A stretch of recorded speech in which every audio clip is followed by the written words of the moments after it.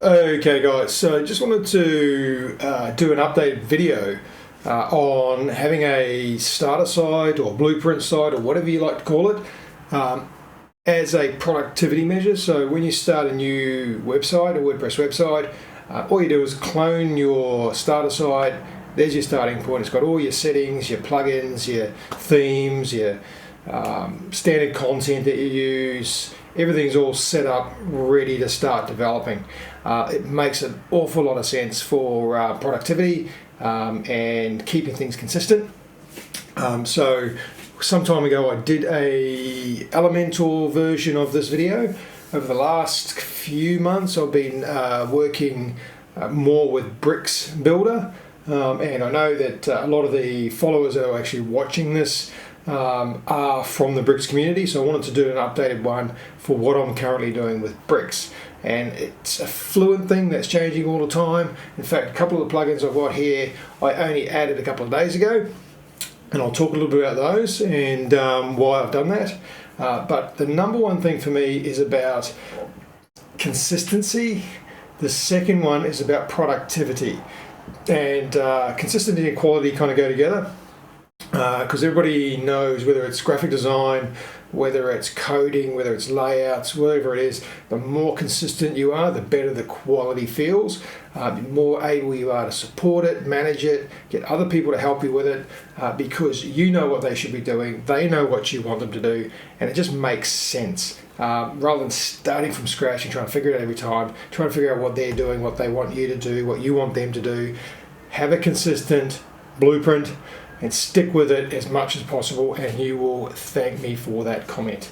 So what I'm going to do is run through these plugins. I'll talk about what they are. With some of them I'll go back to them and then show in a little bit more detail of why I use them. And the other thing I'm just going to very, very quickly say is, for those of you who try to not have plugins, you're making your life difficult. Plugins are not bad. Bad plugins are bad, and getting a plugin for everything just because you couldn't figure out how to do it is a bad thing to do.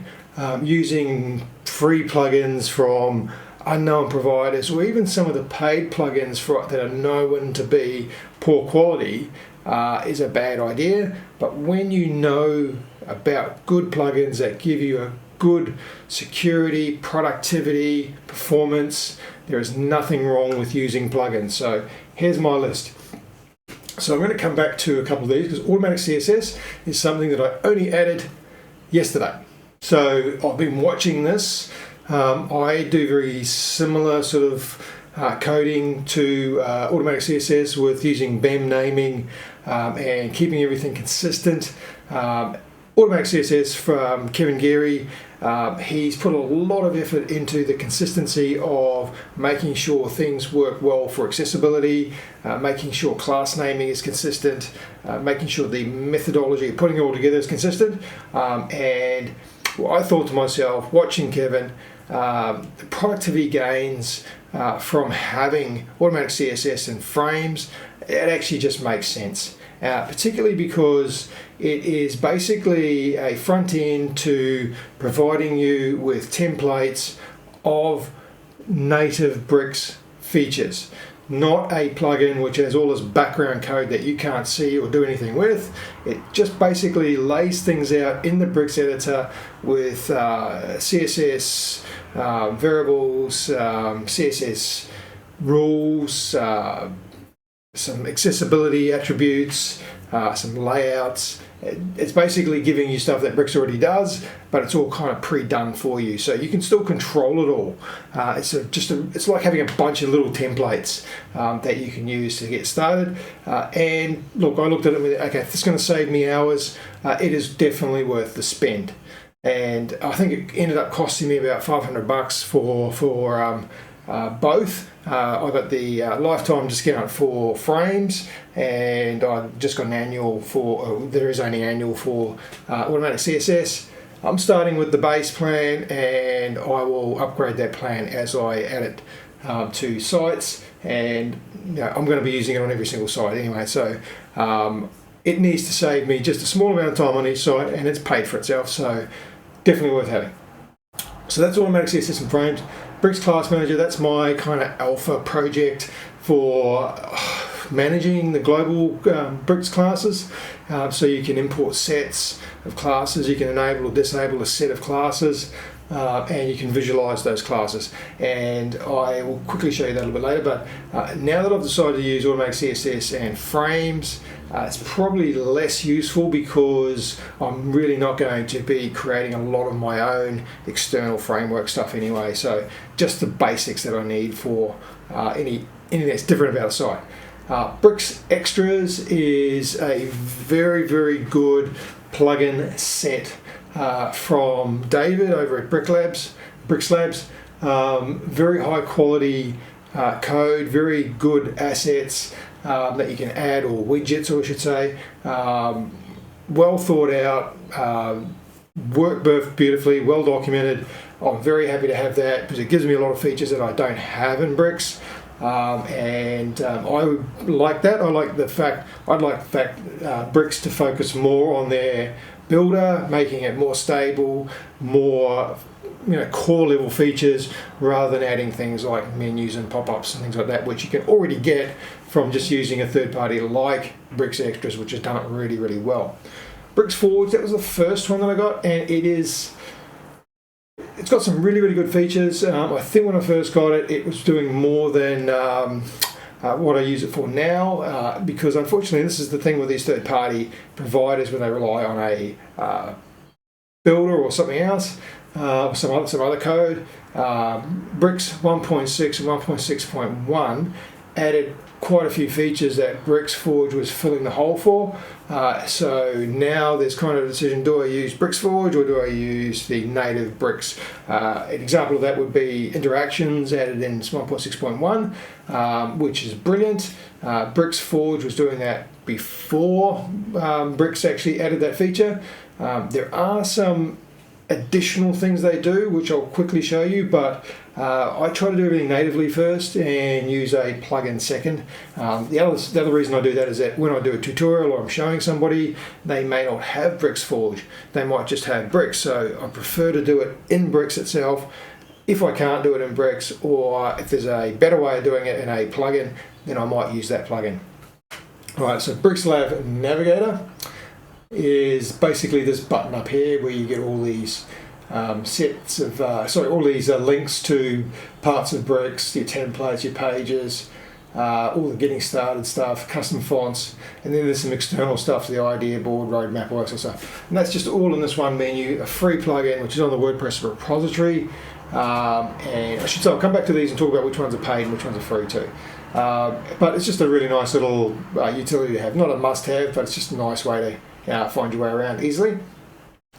BugFu console debugger, I'll come back to that. That's for PHP debugging to the Chrome console, which is absolute godsend. So when you're working with PHP, let's say for example you're doing a custom query or a custom condition or something like that, and you want to know if I query the database or run a script that returns an object or an array from an API or whatever it is, what data have I got back? What have I got to work with? What you can do is just do BugFu log, whatever that data is, have a look in your console log in the front end, and you can see exactly what you've got to work with, which is brilliant because the alternative was to do a var dump, which hopefully won't break the site and it'll output it on the screen, or log it to a file, log into the back end, go to the file, find the file and read it. Just doing BugFu log and then looking at your console is brilliant. It doesn't interfere with the WordPress, running of WordPress, and it gives you a lot of really, really good information very, very easily. Okay, so FluentAuth is another plugin, a free plugin, which just gives you some additional security.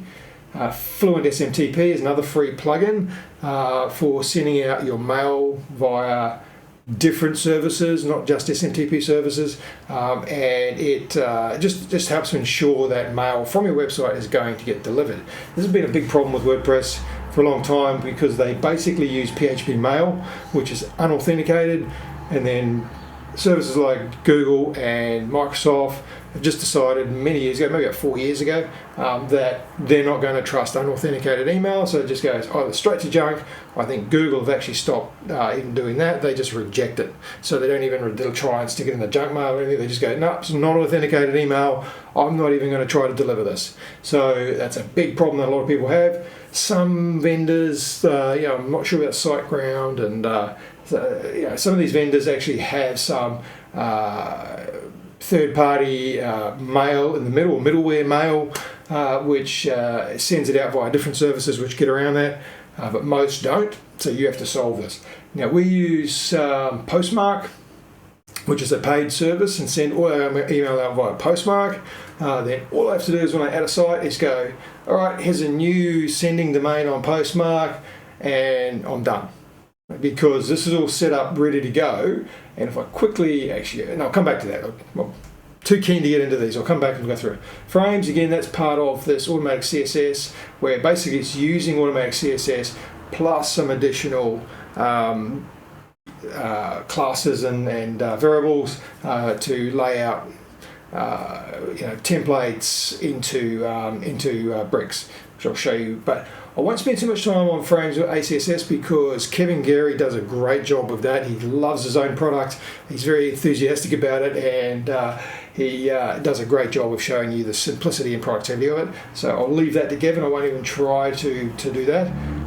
InstantImages, that's really a brilliant way of quickly getting royalty-free stock images from. There's three sources, I can't remember the names of them, I'll show you when I get to it. It's just like, it's really for placeholder images or people who just can't be bothered finding images. They can simply just go to a search, type something in like cats or whatever, find one, hit the image, and it's installed. And I also use Envato Elements, which has got a very huge range of images, and as part of my Adobe subscription, I've got Adobe stock as well. I find that I used to use Envato a lot. I didn't use the Adobe stock a lot.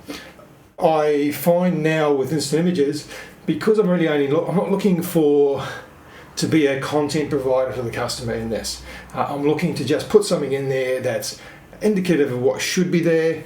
If they like it, they like it. If they don't, then we need to get a photographer or we need to get them to provide images, preferably images, depending on what it's for, but preferably images of themselves, their services, their shop, whatever it is. But sometimes, as you know, it's really difficult to get those from clients. So using placeholder or stock images sometimes just makes sense.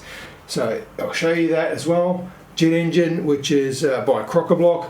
A lot of guys use Metabox. I haven't used Metabox, but JetEngine pretty much does what Metabox does. I think Metabox is probably more focused on metadata, so they probably have some more features, more types of metaboxes or fields that you can add.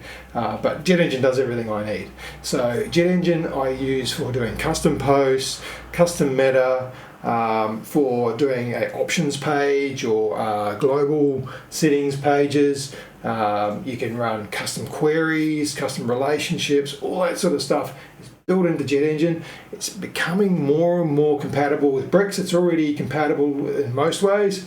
I think the queries and relationships, they do work, but they're related to the listing grid, JetEngine's listing grid widgets and smart filters, all that sort of stuff, which are not useful in Bricks at this stage. So we're really hoping that they're going to make JetEngine listing grids and smart filters compatible with the Bricks query loop. Once they do that, it will be enormously powerful. But that, I don't think that'll be too far away, but at the moment, what it does for me is enough. All right, my managed WP worker, which is basically managed WP client. So I manage all of my sites with managed WP, so do all the daily security scan to check for any vulnerabilities.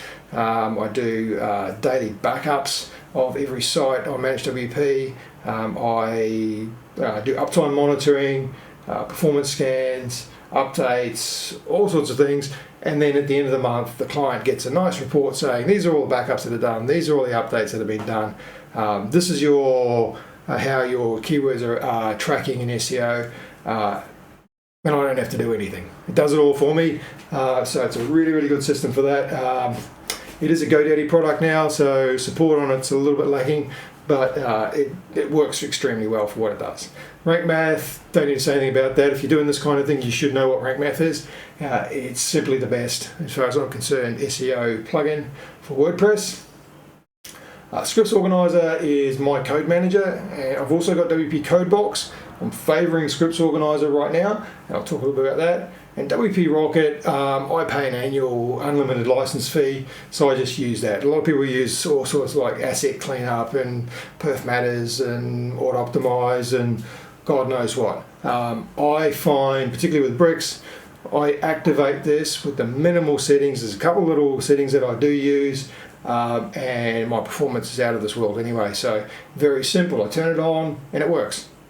But that's a productivity and a scalability gain, because I don't have to think about it. I don't have to figure out what scripts I need to include or exclude, or minimizing things or not minimizing things or whatever. I don't do any of that. I just turn it on, the minimal set of settings, and it works. That's really a godsend.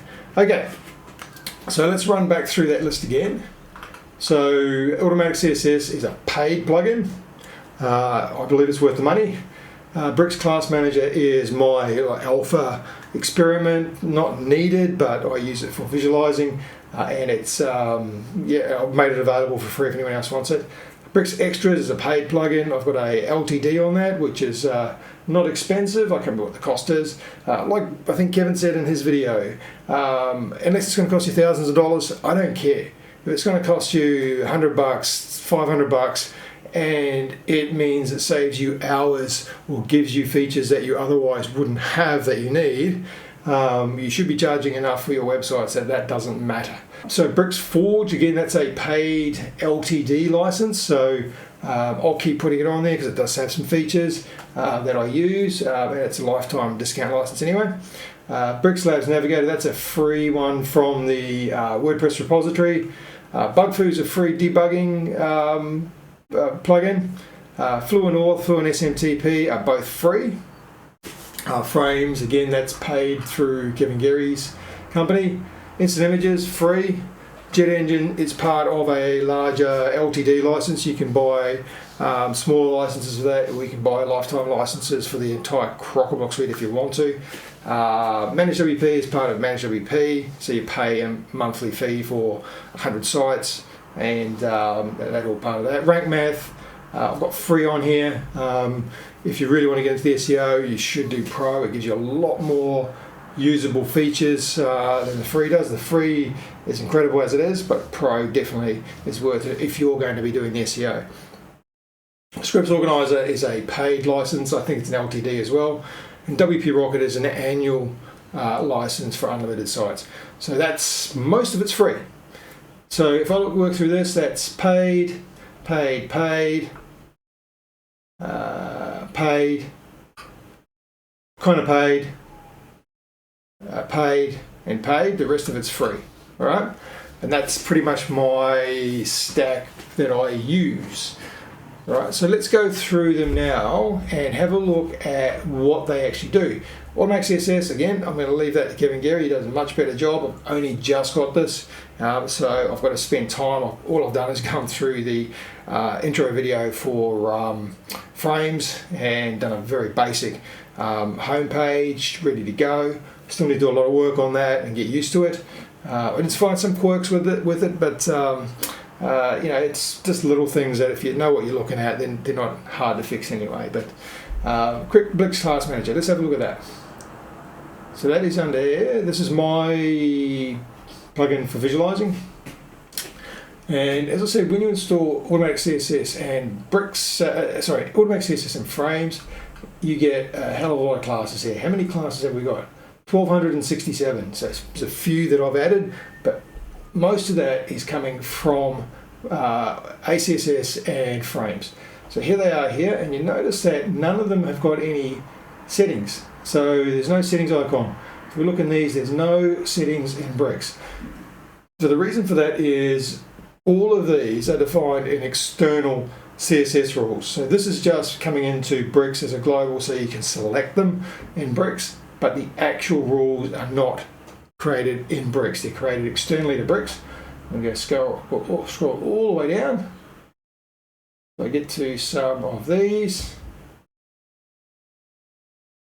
And what we have here is we can start to see some down here that have got some settings.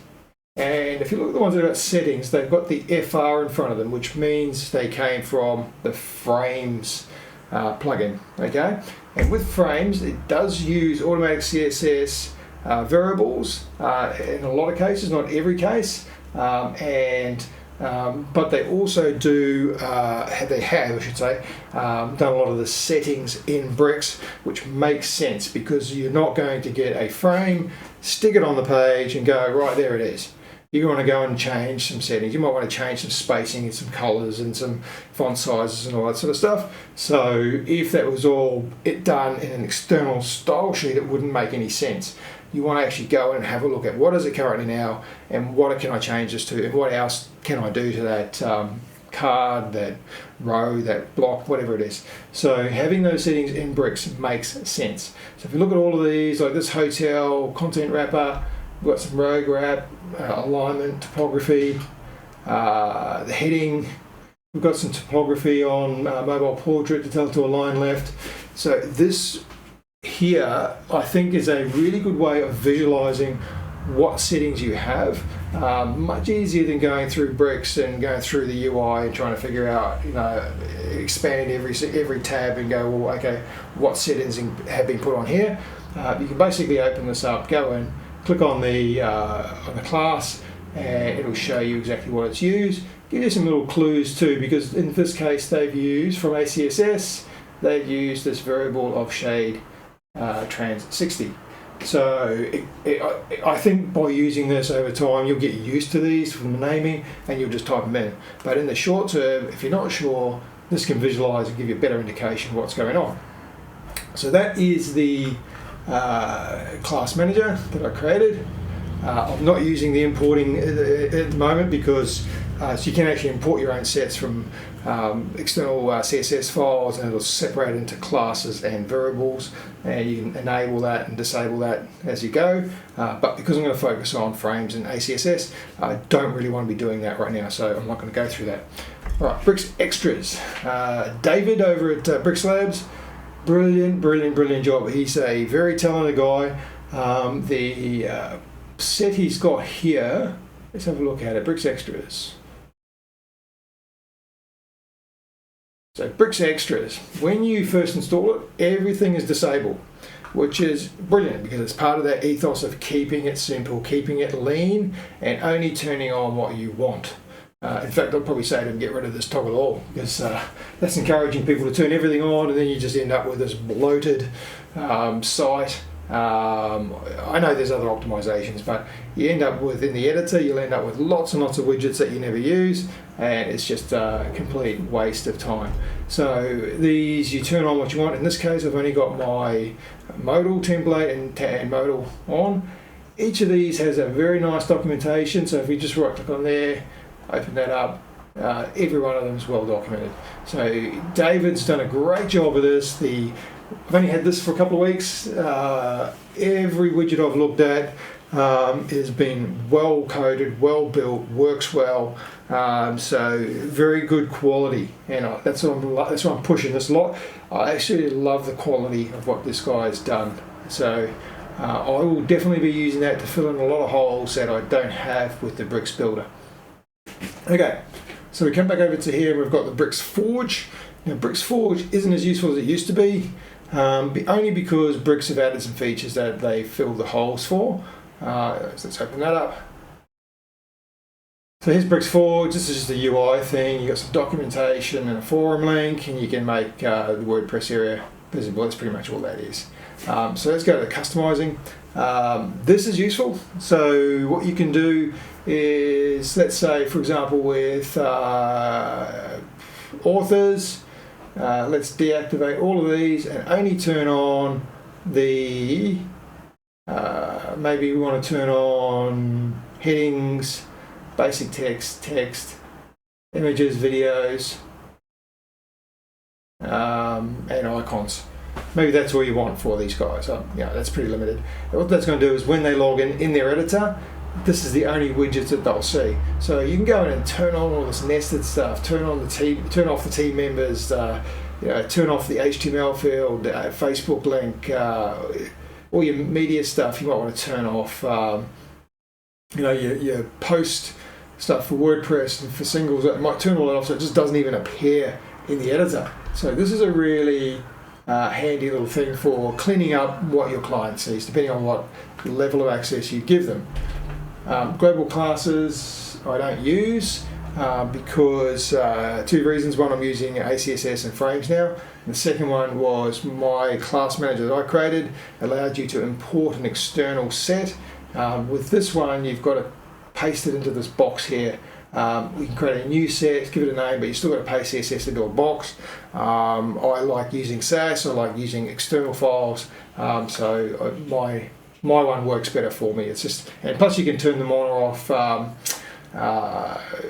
individually. With this one, it's either you enable your global classes or you don't. So could be better, but it's a good start. I mean, it's good for someone who just wants to create a bunch of class rules in CSS and have them automatically in Bricks. It's okay. Elements, I haven't tried all of these. I don't have Font Awesome Pro. I haven't tried these widgets here. Pop-up trigger. There's no point in having pop-up trigger anymore because the pop-ups in this did not work properly for me. What was happening was the Bricks class optimization or CSS optimization wasn't loading the styles that we put on the template. When I requested support for it, I was told that they don't support it anymore because Bricks have now released their own pop-up builder. And the Bricks pop-up builder is buggy as hell, so I don't use that either. So can't use the Bricksforge one because they're saying they're not supporting anymore, and the Bricks one doesn't work properly. Fortunately, the one in Bricks Extras, the modals in Bricks Extras work beautifully, so I'm covered. So I just haven't even bothered looking at those. Extensions, I definitely use this. This is a godsend. I definitely will use this. I don't use a lot of animation. Animation to me is oftentimes overdone. I mean, I've played with it and I've tried to work out whether I like it or don't. I've tried it on sites, and I keep coming back to this, old adage of less is more. That is never more true with animation. So, if you're building a site for Mercedes or Nike or Apple or something like that, yeah, make everything spin and animate and look beautiful, and have the world's best graphic designers creating the graphics for it. But if you're making a website for a local car yard, do you want every title to spin and come in and fade and slide, and it just looks nuts, and it makes it very complicated, very difficult to look at in many cases, and overdone. Now, the animations that they've done with Bricksforge is actually really good. It's not like Motion Page where you get an editor and you can click on things and control the animation over timelines of every single element as you move around the page. It's not like that. It is a bunch of settings that appear in the Bricks UI settings, which gives you access to GSAP animations. It is actually really well done. You can do some complex things there if you want to, some simple things. But if you want a very simple, hey, look at this call to action, I want to sort of move in and sort of wobble or whatever you wanted to do, very easy to do with this animations panel. So it's quite powerful. Very, very impressed by that part of this. Mega menus I don't use. I find mega menus for most cases complicated and overdone. For small business websites that only have a few service areas or a few product types, whatever, having mega menus to me is over the top. If you've got lots of categories, lots of products, lots of things that you need to tell people about, yeah, that makes sense. But putting a mega menu in just because you think it looks nice, no, not for me. Right, so maintenance mode, I use Manage WP for managing my maintenance, so I don't even bother with this. Pop-ups, again, doesn't work properly, so I don't use it. Bricksforge panel still has some benefit, so I leave that on. Smooth scroller is your GSAP. If you they use Linus, that effect where when you scroll, instead of just following the scroll, you get a little bit of smoothness in the scrolling and even get some inertia. So you stop scrolling, it might go a little bit past. So it just gives it a really fluid sort of feel. I kind of like it on some things, and I find it sort of distracting on others. So it's I just don't do it. If you're making a really, like I said, if you're making a Nike or a an Apple site or something like that, yeah, okay. But yeah, I just don't do it. All down to you though. It's up to you. I'm only giving you my opinion. And then you just got white labeling. Okay, so what I'm going to do though is I'm going to show you two things that I really use for this, which is the bulk custom font upload and the Bricksforge. I'm not going to show you the animations because I don't really use it. So let's go back to that. Let's go to a page. As you can see here, I've just got started with frames, so I'm just using Kevin's starter stuff here, and I'm zoomed in a bit so you can see this. So let's have a look at the edit with bricks. And what we see up the top bar here is now we've got this little yellow icon for the Bricksforge panel. So one of the things that has been shifted on this is that when you look at an element, since Bricksforge was released, this interactions panel got added by Bricks, where you can actually say on click, hover, focus, mouse enter, enter or leave viewport, all that sort of stuff is now available in Bricks, which was not available when these guys released Bricksforge. So it was really filling a hole there. Now, for example, if I pick that title and I bring up my panel, what I can do in here is I can create a I'm zoomed too much here, I can't see the actual, yeah, there we go. You can create an event, so on click, on hover, visibility change, scroll position, you get a lot more in the viewport, double click. You've got touch events, key events, pointer events, resize, mutation. So if you added, say for example, if you had JavaScript which added an element to a list, you can trigger it here and maybe tell it to animate when it's added to the list, or maybe bring up a message or something like that to say, hey, there's just been an element added to the list. So there's a lot more here than there is in interactions, but interactions will cover 90% of what you want to do. If you can't find what you want to do in the interactions, then this Bricksforge panel may have it for you. It also has some GSAP stuff here, like you scroll up, scroll down in the viewport. So if we go in the viewport, we use a selector. Let's just use that selector there. So I've selected that element exactly, or it's children, or all children, or the closest, whatever. What do we want to do? We want to look at when it comes into the viewport with an offset of say 100. So this is the intersection observer they're using. So it's got, with intersection observer, it's got to be in pixels or in percent. So if you just put 100, I'm not sure what this will do actually, but I know with intersection observer it has to be pixels or percent. Actually, they've marked it as, looks like they've restricted it, so maybe it is just pixels there.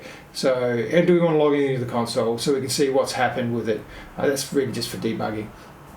Okay, so when this heading here comes in the viewport with an offset of 100, so that's basically going to be 100 from the top or the bottom. So normally with intersection observer you can set a top and a bottom. They've simplified this down to a single offset, so I'm not sure whether it'll do top and bottom or just top, I'm not really sure. So we're going to offset there the action. What do we want to happen when that, we might want to show or hide or add a class. So we want to show another element, same element, trigger element, closest element, custom, query selector. So you go from there, selector here. So you can do an awful lot in here. So it's more powerful than the interactions, but really only if you need it. Really, that's to me, that's, I'm going to trash that. Okay, so the other thing you got in here is your timelines, which is for your GSAP stuff. So you can actually look at that and got breakpoints using scroll trigger or on a page load. So when the page loads, I want to you know, animate a bunch of stuff in a certain way or a certain trigger, or custom. So what selector is it that you want to use when the page loads, or on scroll trigger. So the scroll trigger, so that's say from the start. You need to learn GSAP to actually understand what this is, but you turn all this on. You can use scrub, stagger. You can pin it so that, you know, when you get those when you scroll with your mouse wheel and instead of scrolling vertically, it scrolls horizontally. That's what your pinning is for. Snapping again, it snaps to points. And show the markers. So this is all GSAP, so I'm not going to go into it, but it's all here in this UI, which is brilliant if you're going to use it. Okay, get rid of that. So really handy if you're going to do this stuff. In most cases I don't, so it's not handy for me in most cases. Okay, so that's the Bricks Extras, the Bricksforge. The other one I was going to show you with Bricksforge, I'm just going to go to here, is the fonts. So if we get that enabled, I have. So let's go to our custom fonts. Where are we? Bricks, custom fonts. Could also get there through this up here. So I can go through there, settings, custom fonts through there. Custom code, templates. Where is it? Custom fonts, right there. So I have to find it. Okay, so I could have gone just straight to there and go to custom fonts. And these are all just packs of Google fonts that I've chucked up there, right? And it's going to take some time, isn't it? Very little time, very little time. I'll show you how. So let's bring up a Google helper, the Google Web Fonts helper. Go there, and we're going to find a font pack. I don't know which one I'm going to use, so maybe this one here, Alero, no. Alice, yeah, that could be usable. It's only got the one style though, so it's alike. One style. Alakami, that's our handwriting, so sans. There we go. I don't know that I would use this, but let's say we decided Alamari was one that we wanted to use. So in here, all you do is you tick the check boxes for the variations that you want. We click modern support, and I'll show you what I mean by that. If we leave it on best support, we get the EOT, WAF, WAF2, TTF, and SVG. We don't need those. For the last probably 3 years, browsers have supported WAFs and WAF2s. So older browsers WAF, newer browsers WAF2. So unless you want to go back to Netscape Navigator or Internet Explorer 3, that's probably an exaggeration, but they're going to support at least WAF. And the modern browsers, the modern versions will support WAF2. If you're not sure, go to caniuse.com, put in WAF and see what browsers that actually supports. I only do the two. So I go to modern browsers, download the zip for that. Okay, and then we extract the zip.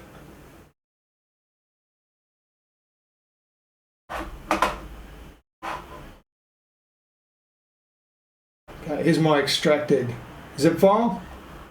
Okay, in the custom fonts here, we say we're going to add a new one. I want to use the Google Fonts helper from Bricksforge.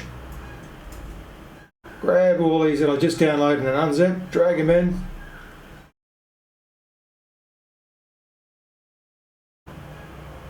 There we go. We've got a set called Alamari. We've got a 400, 300, 700, and 800. Publish that, and that's now one of our custom fonts available. How quick was that? Previous to this, you would have to download them. If you didn't use the web font helper, you'd download them from Google, run them through a converter, convert them to WAF and WAF2, stick them all into a folder, individually say add font variant, tell it what size it is or what weight it is and whether it's normal, italic, whatever, upload the files, and do that for every single variation. With this, it's just basically a new font, use the bundle uploader, drag and drop, and it just adds it for you. How brilliant is that?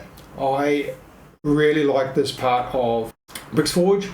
Basically, this is the starter side, so I've actually tried this, been through this a couple of times just about preparing for this. I've added a few more fonts, but if we go and have a look at it, I've got what have I got there? I've got probably a few from the testing here. All the basics, you know, Advent Pro, Open Sans, Barlow, Elite Gothic, Laura, Allegra, Concert One, that's just one I just chucked in when I was testing. Notino is very common. Merriweather, very common. PT Sans, very common. Source Sans, Oswald, Roboto Condensed, Lato, Roboto Normal, Abel, Poppins, and Montserrat. Very common Google fonts, so I just add these on my starter site. Then if they're in the list I want to use, which really you don't have to go too wild with fonts anyway, then I just use them. If it's something that I don't have, I just go to my web font app, I find it, download it, go into my Bricksforge bulk uploader and add it. How quick is that? That is a massive time-saving production feature that I just love. So that just for that alone is worth having for me. All right, so that's the Bricksforge. Okay, now we've got BricsLabs Navigator, which I mentioned is just this up here, and you just get that free from the WordPress repository. BugFu Console Debugger. I'm going to activate that, and I'll show you a little bit later. Actually, where did that go? Tools, BugFu. When you first activate it, it turns itself on. So I'm going to turn it on, and that's turned it on. You get a little red thing up here now, and it tells you in here how you use it. So what ends up happening is you basically call, this is PHP, BugFu, log, and then with whatever you want, and if you don't want any backtrace, you can turn the backtrace off.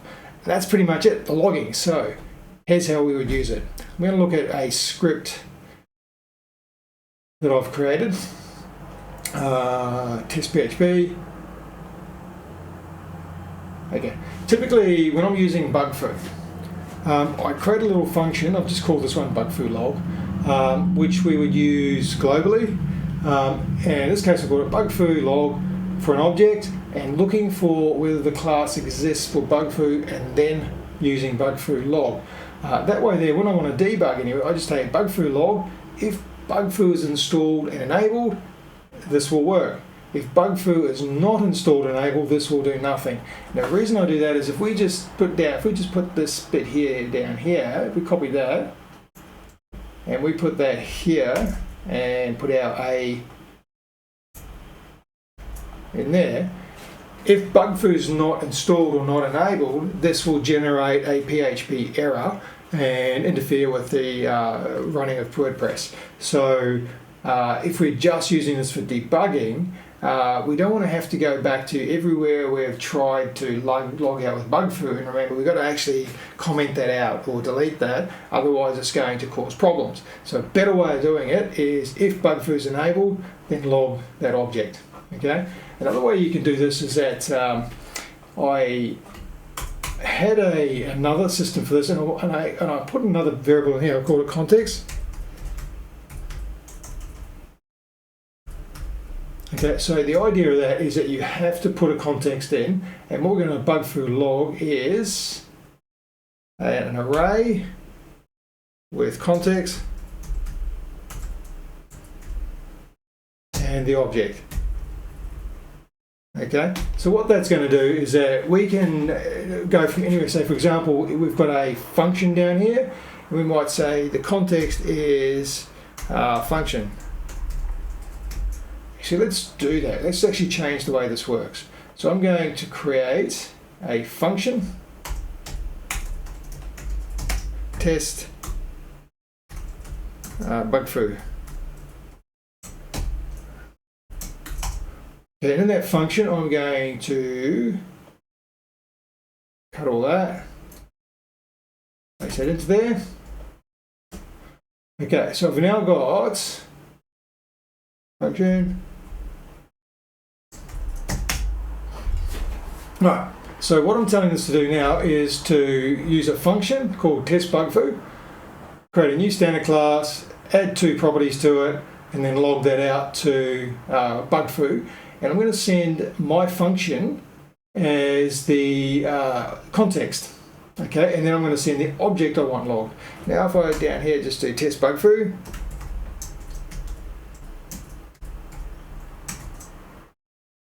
Okay, just call test BugFu so that it actually works. Save this, update that. And now, I stupidly opened up another. Okay, here we go. We've got an error. Call to undefined function test bug underscore foo. So this is the debugging in Scripts Organiser, which is beautiful. It works for SAS, works for JavaScript, and it works for PHP. So instead of crashing your website, you get a report and you can go into safe mode. Instead, I'm going to go back here and go, yep, there's my error.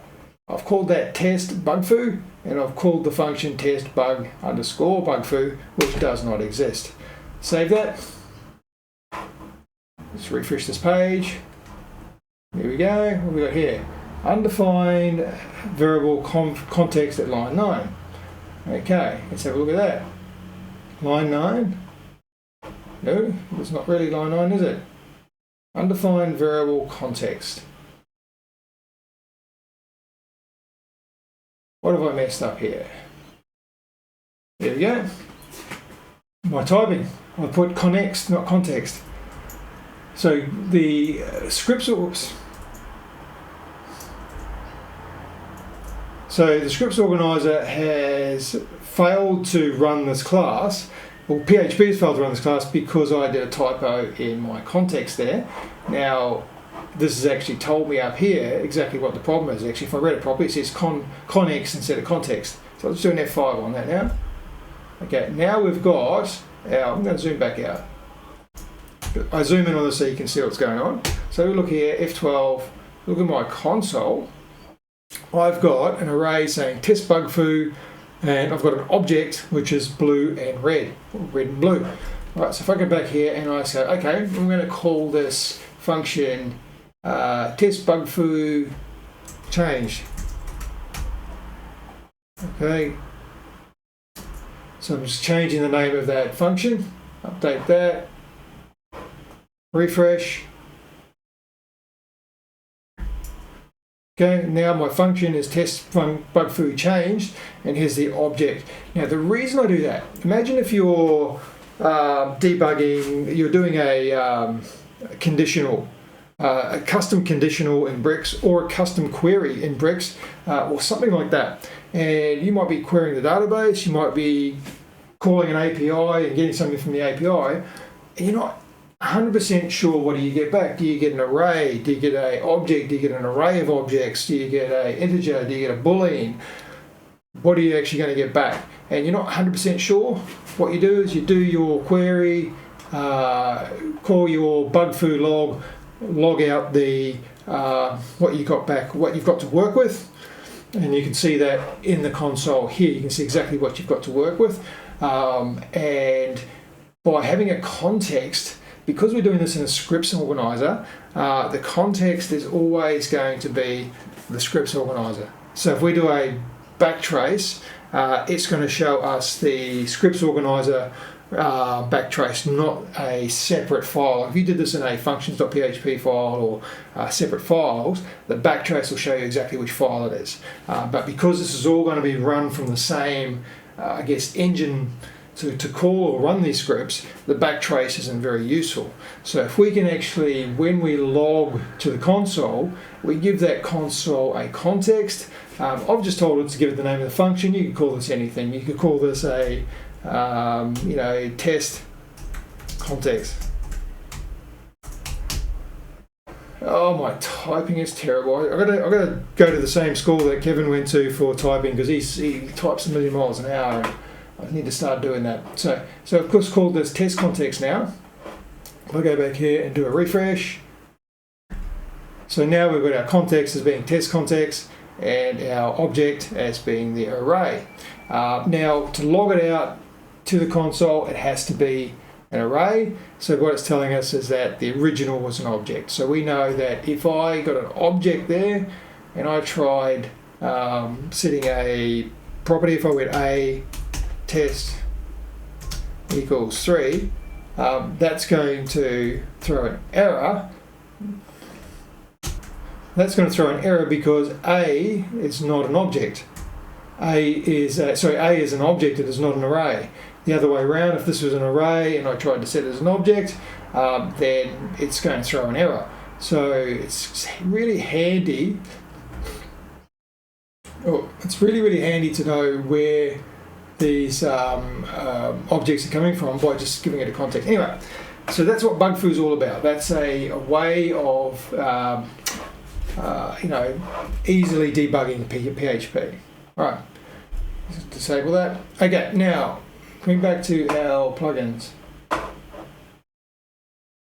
So that was BugFu. I'm just going to deactivate that now. You can just turn it off. I generally leave it deactivated and only use it when I am needing it. If I'm doing anything custom, when I finish building a site, anything that's deactivated I delete because obviously you don't need it. You can always add it back if you need it later. FluentAuth, another free plugin, brilliant plugin. So if I just click on here and go to the dashboard, this is a blueprint site, so it hasn't got any real activity. There's a bit of an overview here. When you first install this, it goes straight to here, and typically you just click this apply recommended settings button. Okay, it's going to disable your XML RPC, which is only needed if you've got apps or external web apps, whatever, that are connecting back to your WordPress using XML RPC. 99% of people do not use this, and it is a very heavily targeted attack vector for attackers. And if you look at your logs, you will just see a lot of attacks on XML RPC. Switching it off just minimizes the impact that has. Disabling the app login from a REST API. So that could be a attacker who's basically got a list of your users and they've just got a script and it's constantly trying to log in as those users. And how does it get those users? Because by default, WordPress exposes the list of users on your website, which is just mental. I'm not sure why they did that, but you can run a public API query and get a list of the users on a WordPress website. This basically disables that as well. So I don't see why you would enable that. So that makes sense to me. Now, there might be some unique cases where you might have your own scripts or your own plugins that need this.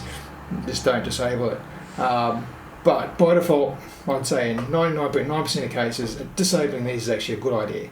Login security, that's a typical, if there's 5 failed login attempts in 30 minutes, then block the user for 30 minutes. Just minimizes, again, attacks because someone or some script continually trying to log in, tries 5 times, fails, it gets blocked immediately. It doesn't even try to log in for at least 30 minutes.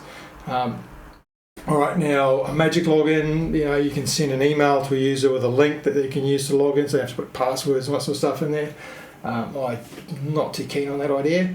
Two-factor authentication, so if anyone logs in, it sends them a 6-digit code by email, which they've got to put in. So two-factor, look, it's a nuisance, but it's an absolute necessity on most things these days because, there's so many attacks on passwords and people use common passwords and weak passwords and whatnot. And once a spammer or attacker gets hold of your password, they can log into your systems, but not if you have two-factor on, because it has to send an email to that address, which they'll have to have access to. If you've given them access to your email, then you bug it anyway. But I think it's worth having on.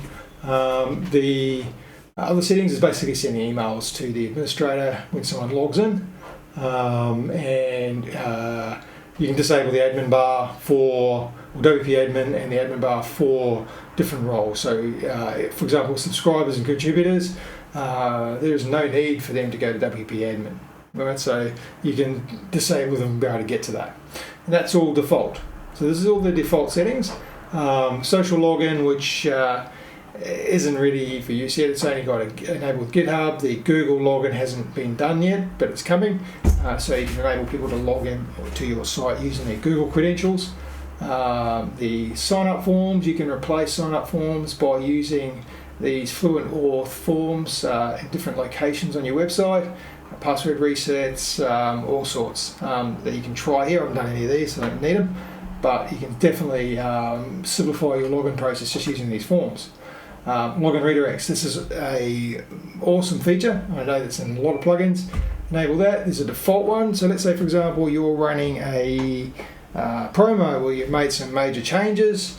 You want everybody that gets to your homepage, or when they've logged in, you want to redirect them to somewhere to say, hey, just need to let you know we've made all these changes that you need to be aware of. Well, when they log out, where do you want them to go? All right. The redirect rule per user role. So any author that logs in, send them to this URL. When they log out, send them to that URL. So simple as that. Or based on capability. So if someone logs in that can manage options, so like in a minute they'll be administrator anyway. So if they can upload files, you might have some custom things in here that have been put in for, say for example, rank math. Rank math titles, rank math general. So if they have access to rank math, then maybe when they log in, send them straight to the rank math settings screen. I don't know. But you can do this based on whatever you like. It could be a membership system, could be a user base where you want to send certain types of users to certain pages when they log in or log out. It's all built into this free plugin. So just turn that off. Right. So that's all free and very useful. FluentSMTP. So WordPress by default sends out mail using PHP's mail function. About 3 to 4 years ago, a lot of providers like Google, Microsoft started rejecting mail that wasn't authenticated. So because it just uses PHP mail, you're not logging in with a username and password to that SMTP server to send the mail. So they're basically saying, we don't know if we can trust it or not, so we're not going to accept it. And they were just sending it into spam, I believe, in many cases with Google.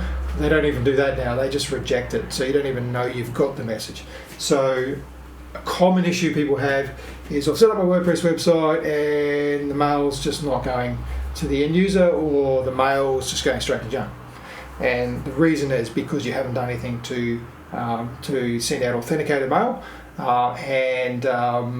Some providers, I'm not sure who, but say for example someone like SiteGround, they might have a middleware where it might actually redirect it out through, say, something like Mailgun or SendMail or something like that to to help with delivery, but most don't. Most hosting companies do not, so your WordPress mail will go to junk or it won't get delivered if you don't do anything about it. We chose to use Postmark, and with this FluentSMTP, you can send whatever through just through an SMTP server on your hosting or somewhere else. AWS, Mailgun, SendGrid, all of these are all here. We use Postmark. Postmark costs us $10 a month per 10,000 emails. And to set an account up, all we do is, let's actually just set one up here, is we basically say who the email is from, the email address, the from name, and let's say that's a whatever that domain is, so from WordPress, so WP at my domain. Okay, so on your Postmark account, you need to add this domain as a authorized sender. Get the API key from Postmark, stick it in here, save connection, and that's it. Your mail works now. It will get delivered. I have not seen any delivery issues using Postmark. It's cheap, so simple to set up. You add the domain to Postmark. It gives you a couple of DNS entries that you've got to put into for that domain. Put those in there and it just works. So it's very cheap, very easy to set up, and your mail gets delivered. So that's why we use Postmark. Okay, so back to our plugins. Frames, again, that's from Kevin. I'll do a very quick look at that, but I'll leave that till later. And I'll leave Kevin to spruik that because he does such a good job of it. InstantImages, this is for a really simple way of getting some royalty-free stock images. Now, there's pros and cons to this. A really good website, I think, is served better by having images that are of that business or of those people, not stock images from anywhere, from Adobe, Avato, wherever. I have an Avato Elements license that I use. I use it less and less these days, but it's got an enormous amount of photos, and you can spend hours trying to find the right photo. The reality is that it's really subjective, and it's an absolute waste of time to spend even half an hour looking for a photo for a client, because it's a stock image. It's not of them, it's not of their product, of their image. It is a stock photo, so anything that's kind of okay is okay if you're not going to make any effort to take proper photos.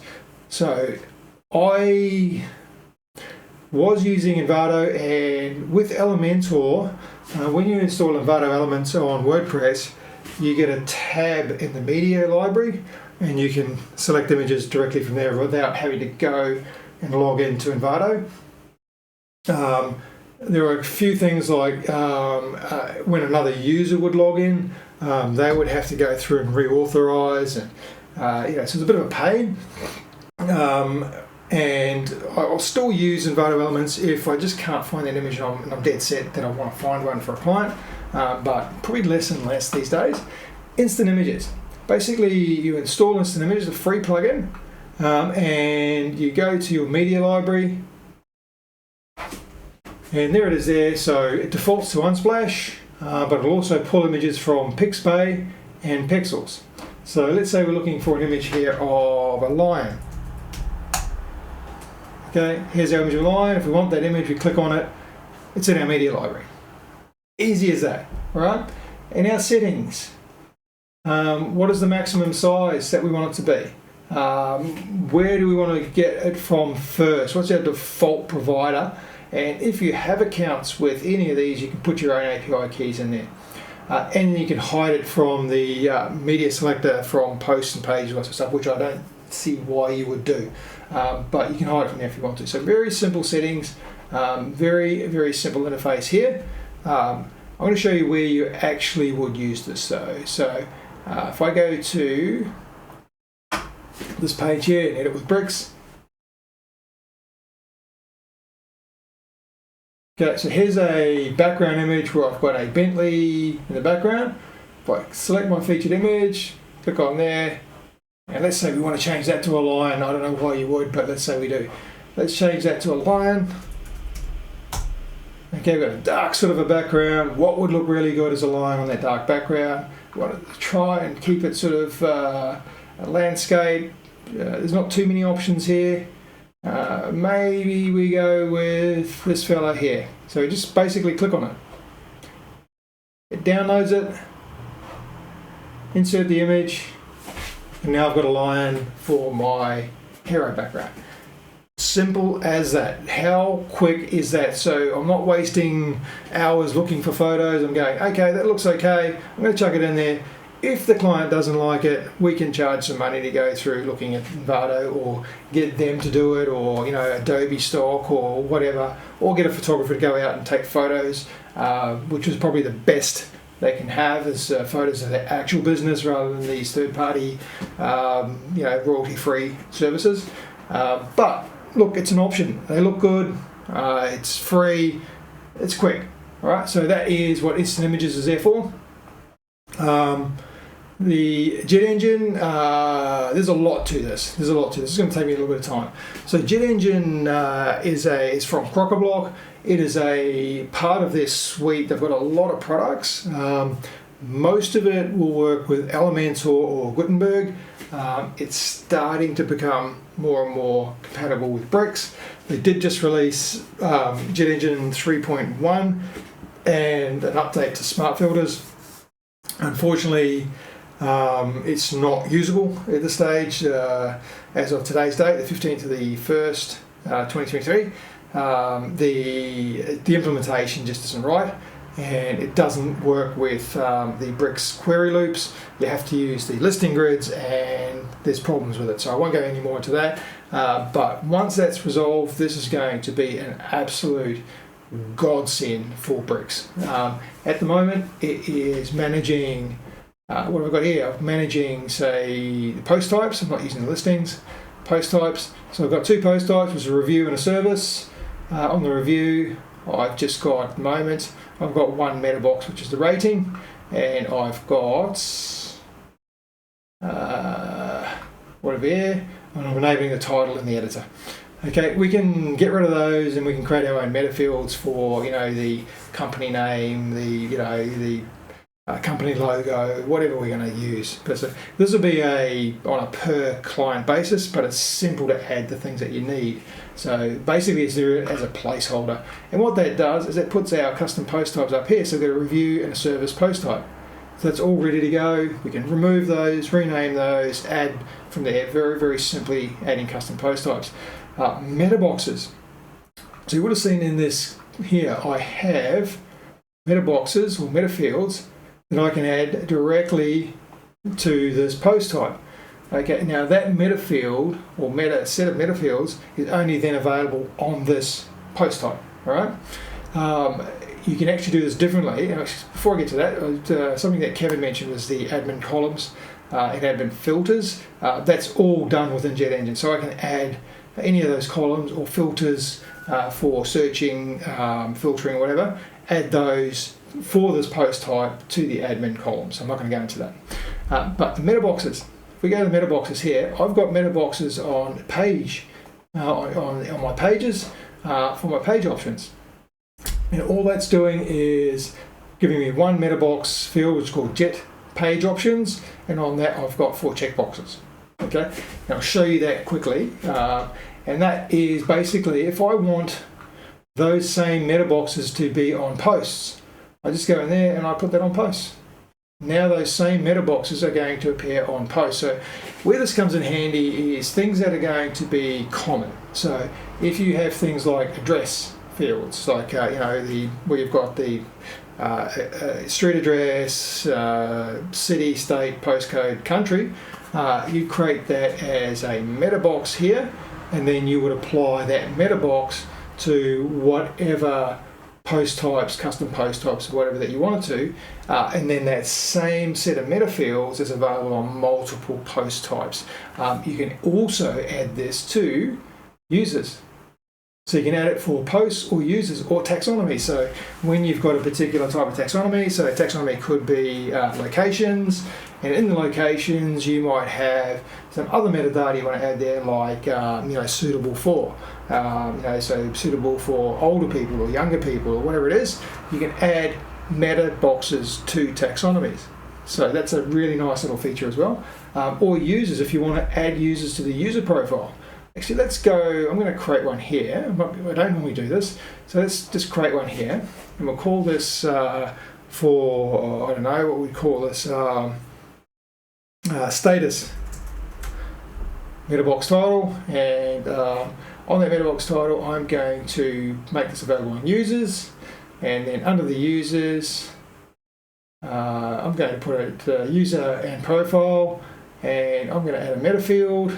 And I'm going to call that status, user status. Oops.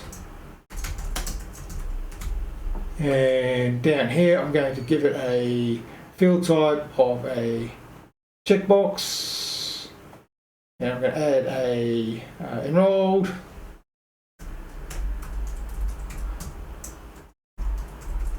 So I've got my actual value and my option label.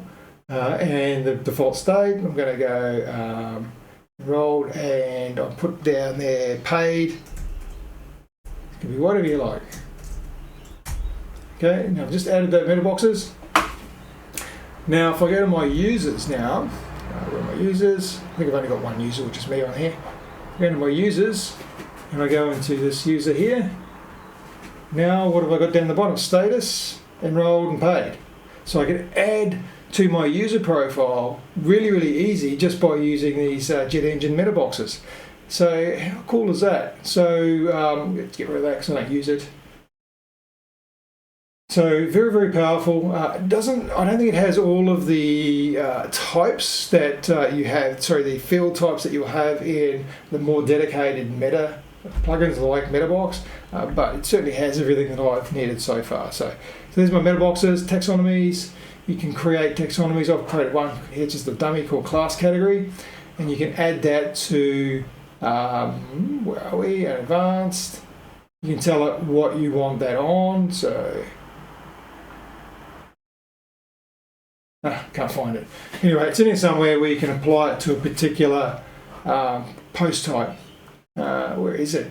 Oh, here we go. It's right there. So I can put this on posts. I can put it on pages. If I've got a custom post, for example, I've got here reviews. I can put it on reviews. Actually, if we just want on reviews, we take it off there, and we're adding our taxonomy to reviews. Now, the thing here is, let's put this actually on the two custom post types. I've got the reviews and service.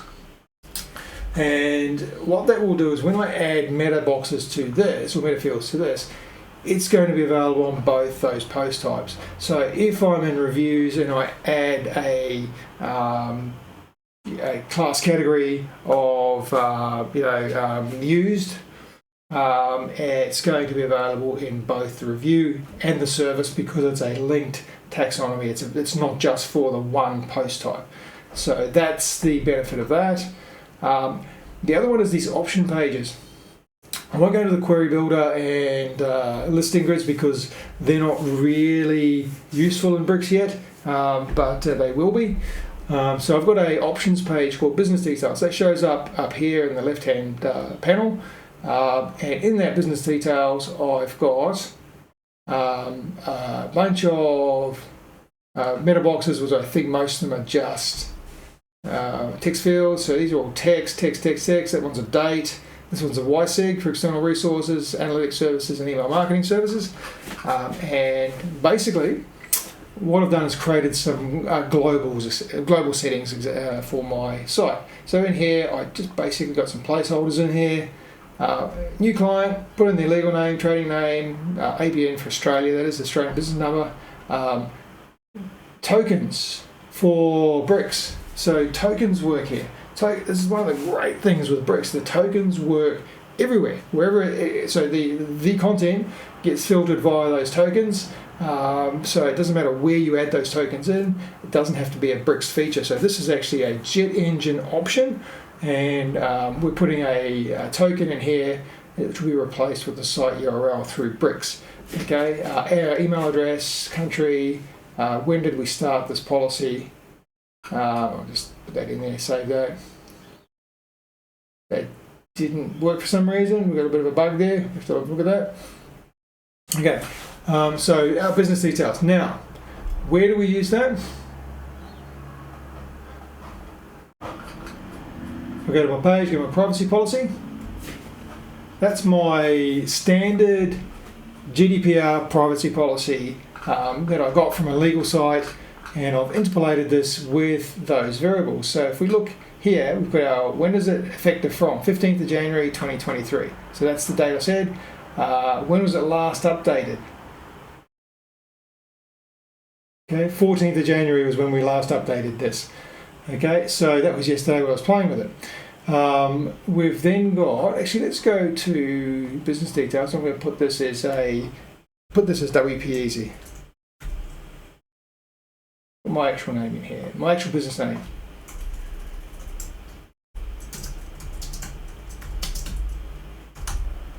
And the trading name is just WP Easy. Okay, save that. Have a look at our privacy here. Is if we go down to these, where are we? Services. Yeah. So under detailed information of the processing of your personal data, under analytics, we've got a bullet list here. Under email marketing, we've got a bullet list, and under external resources, we've got a bullet list. Let's say we're using SendMail or Sendinblue. Okay, so in our business details, so I go to my email resources there, and either change that to or add send in blue. I think it's all one word actually. So send in blue and save that. Policy, refresh. Now I've got send in blue in my email marketing list. So whatever I put into these business details here will automatically populate this list here. You can use them in other parts of your website as well. So if you have a services page on here, I haven't got anything in there. You might talk about edit with bricks. Stick a section in there. And let's put a heading in there. And we'll call that a heading 1. And let's put some data in there. So we go about.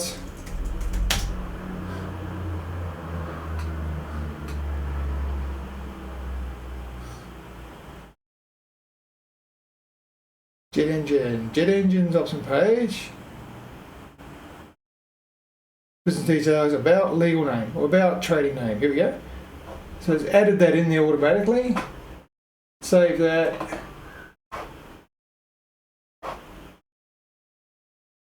Okay, we got about trading name. Why did I put that as trading? Oh, are we not previewing this properly?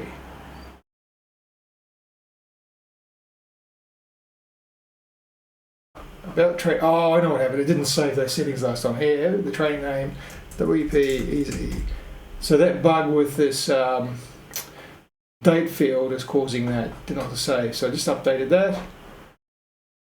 Gotta love demos, don't you? Okay, now if I do an F5, so I've got about WP easy. So by putting all of your common stuff into these global settings or options pages or whatever you like to call them, it makes sense because you change it in one place and it will change everywhere that you've used it. So that's the benefits of JetEngine. All right, coming back to the plugin list. Scripts Organiser, rank method I want to talk about because it's basically for SEO. I think it's the best plugin, even the free version. The paid version has some better features, particularly for research. But if you're doing SEO for the client, it makes sense to have Pro. If you're doing it for yourself, maybe the free's fine. So rank method I want to go into. Scripts Organiser I will talk about, and then I'll talk about WP Rocket. So Scripts Organiser, I've also got WP Codebox.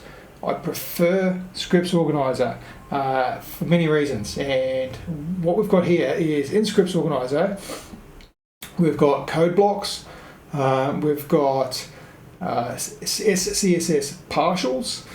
So in SCSS you can import other files into your SAS to process. Because this is scripts in a database, the way they've done it is they've created separate partials and you can add those partials in. Code blocks order, so you can reorder these, so that's the order they're going to execute in. Scripts manager, where you can actually bring in external frameworks or external scripts, give it a name. You can either just register it or touch them in queue. Alt and Q if you're going to use it on every single page of the site. Other than that, you just register it and then you can use it in your scripts to whenever you want them. So I've just got splitting.js here for an example. Import, where you can actually import files. We don't have a cloud like we do with WP Codebox, but we can import scripts. So from the code blocks, for example, I can just hit the export on this utilities. That'll create a JSON file. I go to import and import that. So you can stick it into a shared location, and it's kind of like your own cloud. I will talk a little bit about that shortly. But so with this here, for example, I'm going to just delete that, trash that, trash this test PHP as well. So here's an example where you might use Scripts Organiser. So if you hit add new, and I will call this, I'll just call it general test. Okay, so here's my UI. Very, very simple. I've got a light or dark theme. I've got in focus mode. Actually, it's not doing anything because we haven't actually added anything yet, which will actually clean up this UI. So in here, I'm going to tell it I want to have something in the header, and that could be a CSS file. Okay, I want something in the footer, which could be JavaScript, and I want some PHP, which could be something else. So okay, and in here, so what we could have in the header is some, oops, get header, CSS, footer, JavaScript, and PHP. Okay, well that could be, header could be SCSS, okay, and you could type SCSS in here, hit create a file if you want to export as a file, which has two benefits. One is the ability to have live editing, so when you hit the save button it updates other windows, so as you're typing and hitting save, you see your changes. The other thing is that when you put external files out, they're cacheable, so this doesn't have to be embedded in every single page. So it's a good way of doing that. So you've got you've got where do you actually want it to be? Everywhere, on certain pages or posts, or certain post types, certain taxonomies, or a custom condition. You've got a shortcode here where you can actually, instead of doing this, you may put on custom or just exclude it, get the shortcode, stick that on a page, and it's going to enqueue all these scripts for you. So a lot of control, absolute brilliant amount of control. You might put it everywhere except for certain pages, or certain post types, or certain classes, or taxonomies. You know, so you can exclude. So everywhere except for. You can schedule it. So by default, it's always on. You can say it's only on certain days.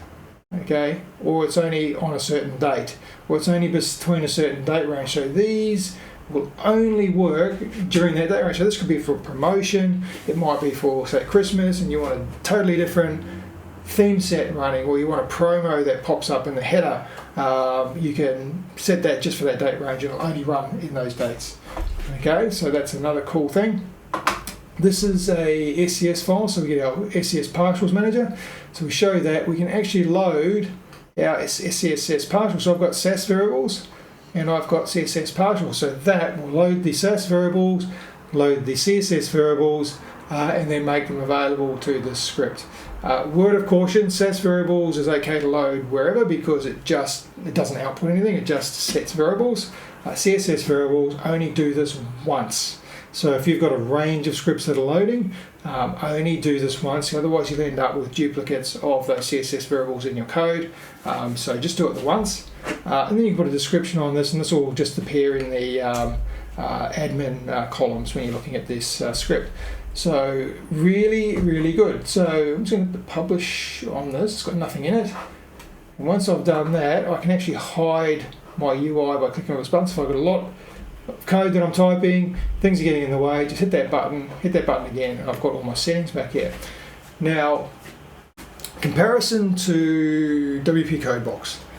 WP Codebox UI at this point in time needs a lot of work. This is a lot cleaner UI, takes up a lot less space, uses all available space. All of your conditionals are here. And with Codebox, you've got to go into conditions and then add a condition, and then it's just multiple steps to add conditions and manage your conditions. With this, it's all here. The second thing is that under the one code block, you've got header, footer, and PHP. So you might have a PHP component where it's got to run a function or return something from an API. You might have a header where you've got some SAS or CSS. You might have a footer which has some JavaScript in it. And that's all done under the same code block, all managed under the same code block. So I think that's a really good thing for them to do. New partial or new block just from clicking on these. You can access your partials from there, access your code blocks from there, look at the page settings for this particular post. We'll go back to these settings here. It has error checking, as you saw previously. So when you hit the save button, if that code runs and it crashes something or causes a problem, it will actually bring up an alert and it won't crash the site, so you can go back to where you were, which I know WP Codebox does well as well, but this is all built in here. So I have a preference for this. The last thing is the code completion. For the JavaScript, for example, if I went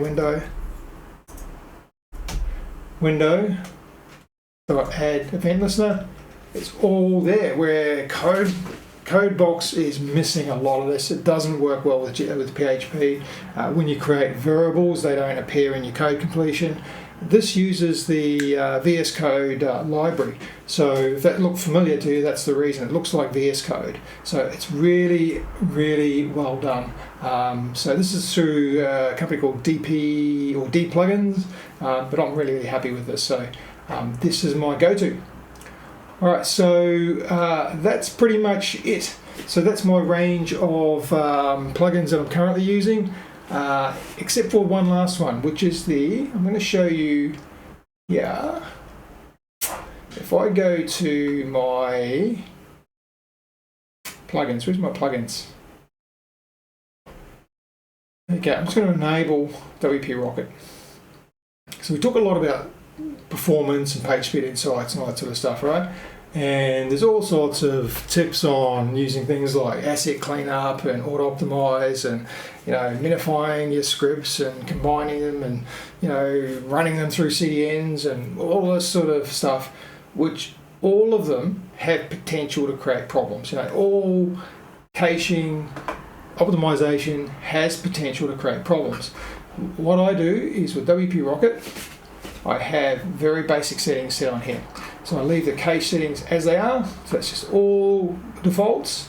My file optimization, I don't enable any of this up here. I don't enable the minifying or combining of JavaScripts.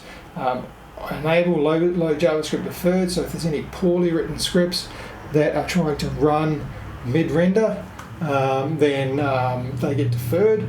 And then I enable delay JavaScript execution. However, you'll note here that I'm on Bricks. I'm going to zoom in a little bit on here. I'm on bricks.wpevolve.net as my test site. I put that URL as an exclusion in my delay JavaScript execution. Sounds counterintuitive, because what we're saying is delay JavaScript execution, but then exclude everything that's on this host. Now, the reason I do that is because when you delay JavaScript execution, it has the potential to create problems on your site, because it might, for example, the old having to double tap a mobile menu that relies on JavaScript. So the reason for that is because it's delayed, so there's no JavaScript that's attaching an event to the mobile menu. So you tap the screen, it loads the JavaScript, you tap it again, and then it opens because now the JavaScript's loaded. There's a whole range of issues this can cause. So what I do is I say I don't want to delay execution of any of the JavaScript that comes from my host. What I want to delay is anything that comes from external, like Google Analytics, Hotjar, chatbots, all that sort of stuff. I don't care if they load after the user interacts with the page. That doesn't bother me. What bothers me is that if something doesn't work on my page because the JavaScript hasn't loaded. So if I enable that, that's all I need to do. So JavaScript deferred and JavaScript delayed, but exclude everything from your site. Then I've got under media, just the typical stuff, lazy loading for images, iframes, and missing dimensions. By the way, in Bricks I disable their lazy loading because I think it interferes with a lot of lazy loading. I don't like the way the Bricks one works. So in the settings I turn their lazy loading off and rely on this. Okay, so there's that.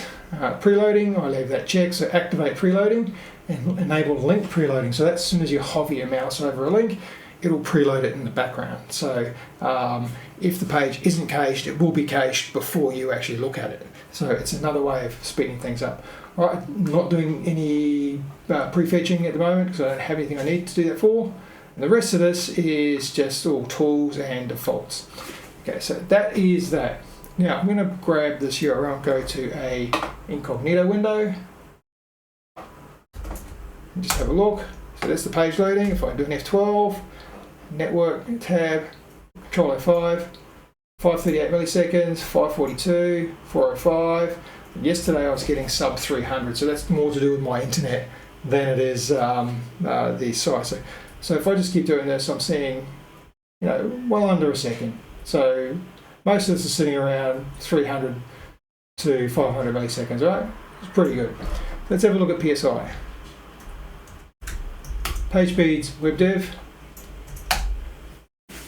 I'll let that run in the background, but if we have a look at this, on this page, we've got a fairly significant sized image in the background. We've got 4 images here. These are all 768 by whatever. And then we've got a bunch of text and stuff here, right? So it's not a blank page. So we should see here, if I look at my mobile, I'm on 99. Desktop, I'm on 100. I've got some spacing issues here on mobile, which I've got to deal with, but what have I done? I've turned on, all I've done is turn on my standard file optimizations here with loading JavaScript deferred, delaying JavaScript execution, excluding everything from my host, and enable lazy loading and enable preloading. That's all I've done, and I'm getting 99 on PageSpeed Insights Mobile with a page that actually has some images in the header and in the section just below it. So what else do I need to do? Nothing. So the performance of this is fantastic. The amount of work required to get it to perform that way is minimal. It makes sense to me. Now, there are going to be exceptions. There are going to be some times where there are issues that you have to look at. There might be some scripts that don't work when they're deferred or delayed or whatever, so there might be some exceptions you need to look at, but as a starting point, I think this works well.